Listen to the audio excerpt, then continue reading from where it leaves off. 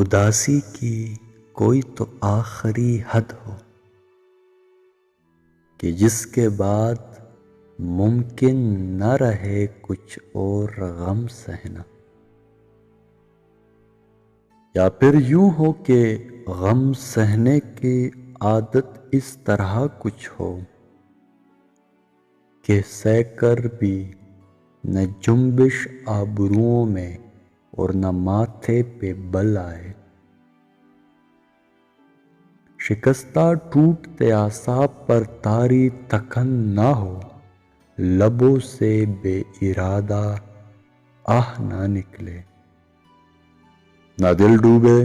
کبھی ہلکی نمی رخسار پر، آنکھوں سے نہ اترے لبوں کو سی لیا جائے،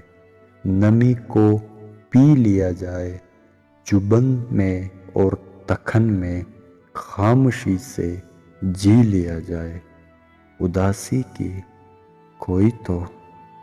آخری حد ہو۔